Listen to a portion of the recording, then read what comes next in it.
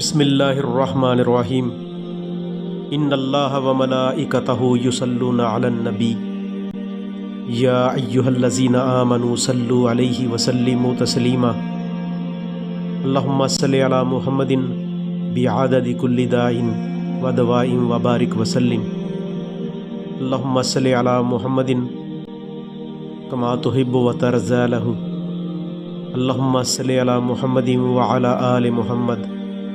ادھر نبی کائنات صلی اللہ علیہ وآلہ وسلم زید بن ارقم کے گھر تشریف فرما ہے۔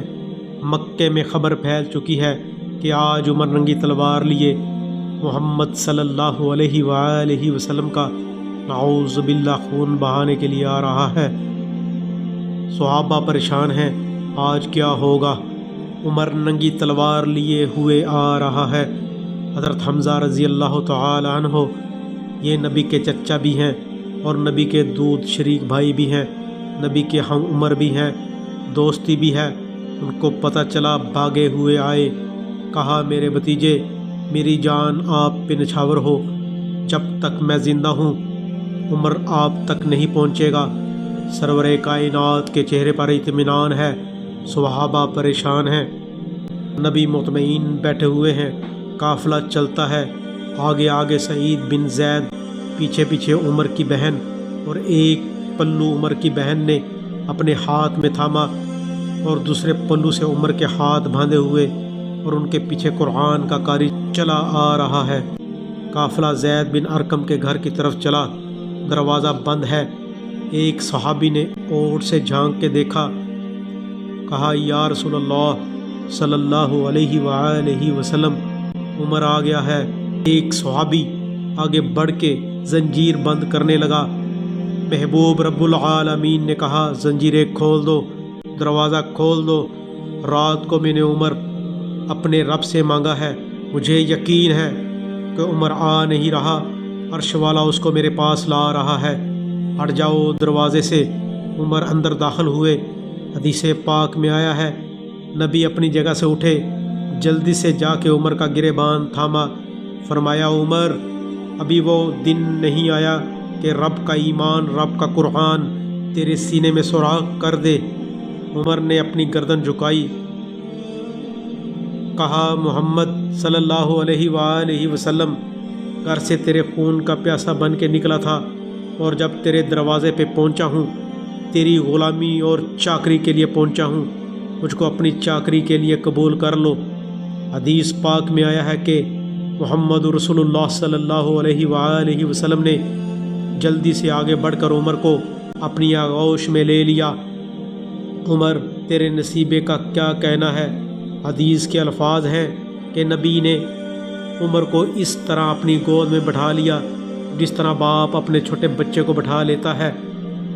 بٹھایا، اپنے سینے سے لگایا، اور سب سے پہلے اسلام کے اندر نعرہ تکبیر جو لگا اس دن لگا جب عمر رضی اللہ تعالی عنہ نے ایمان کو قبول کیا، اور محمد صلی اللہ علیہ وآلہ وسلم نے اس کو اپنی گود میں بٹھایا۔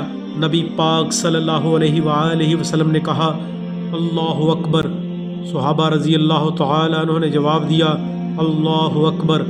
کفار نبی کے سر کے منتظر تھے، جب تکبیر کی آواز ان کے کانوں سے ٹکرائی، کہنے لگے معلوم ہوتا ہے کہ عمر کے دل کی کائنات میں انقلاب آ گیا، وگرنہ نعرہ لگانے کی ہمت۔ نبی نے عمر کو چوما، کہا عمر میں نے رات مانگا تھا، اللہ اسلام کمزور ہے، اسے عمر سے طاقتور بنا دے۔ اور عمر کیا کہتے ہیں؟ کہا آقا میری ایک آرزو ہے۔ فرمایا کہو کیا کہتے ہو؟ تم ہماری مراد بن کے آئے ہو، بتلاؤ تمہاری آرزو کیا ہے؟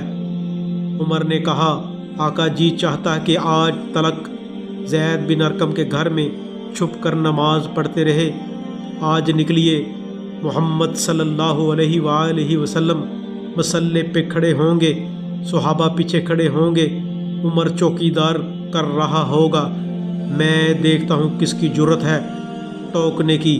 اسلام کی تاریخ میں پہلا دن ہے جب محمد رسول اللہ صلی اللہ علیہ وآلہ وسلم نے اپنے ساتھیوں کے ساتھ کھلے بندوں کعبہ کی چوکٹ کے سامنے کعبہ کے صحن کے اندر کھڑے ہو کر اپنے صحابہ کی معیت میں نماز ادا کی۔ عمر نے کہا، کون ہے جو آئے اور محمد کو نماز پڑھنے سے ٹوکے، اور میرے ہوتے ہوئے کون جرأت کرے؟ یہ عمر تھے جنہوں نے نبی کی زندگی میں اسلام کو زید بن ارقم کے گھر سے نکالا، کعبۃ اللہ کے صحن میں کھڑا کیا، اور یہ عمر تھے جنہوں نے نبی کی وفات کے بعد اسلام کو مدینہ اور جزیرہ عرب کے 4 دیوار سے نکالا اور ایران اور روم کی سرحدوں تک پہنچایا۔ ہم کہاں سے مثال لائیں؟ اس حکمران کو کہاں سے ڈھونڈ کے لائیں جس پہ مجمع عام میں کھڑے ہو کر اعتراض کیا جائے اور اس کی پیشانی پہ شکن نہ پڑے، اور اعتراض کرنے والا سب کو مال غنیمت سے ایک ایک چادر آئی، کسی کا کرتا نہیں بنا۔ اے عمر، تو سب سے لمبا ہے، تیرا کرتا کہاں سے بن گیا؟ آج نیا کرتا پہن کے ممبر پہ آ کے کھڑا ہو گیا ہے۔ ہم نہیں سنتے تیرا خطبہ۔ اتنا ہیبت والا بادشاہ کہ کسرا ایران کا شہنشاہ اپنی مملکت کے محل کے اندر بیٹھ کے کہتا ہے، میرے سامنے عمر کا نام نہ لیا کرو، میرے کندھے کپ کپانے شروع ہو جاتے ہیں۔ اتنا ہیبت والا بادشاہ، اور ایک معمولی آدمی اٹھ کے کہتا ہے، نیچے اترو، ہم تیرا خطبہ نہیں سنتے۔ آج نئی قمیض لی ہے، کہاں سے لی ہے؟ پہلے یہ بتلاؤ۔ عمر رضی اللہ تعالی عنہ نے یہ نہیں کہا، مارشل لا کے تحت اس کو گرفتار کر لو، اس پہ مارشل لا آرڈیننس لگا دو۔ نبی کا یار، حوض کوثر کا ساتھی، جنت میں اٹھنے والا، اسلام کے جھنڈے کو کائنات کے کناروں تک پہنچانے والا ایک ادنا شخص کے اعتراض پہ ممبر سے نیچے اتر آیا، کہا، مجمع میں میرا بیٹا موجود ہے؟ عبداللہ اٹھ کے کھڑے ہوئے، کہا، بابا موجود ہوں۔ فرمایا، اپنے باپ کی صفائی بیان کرو۔ کعبے کے رب کی قسم، اگر مومن کی صفائی نہ ہوئی تو عمر قیامت تک نبی کے ممبر پہ قدم نہیں رکھے گا۔ اعتراض کیا گیا ہے، صفائی بیان کرو بیٹا۔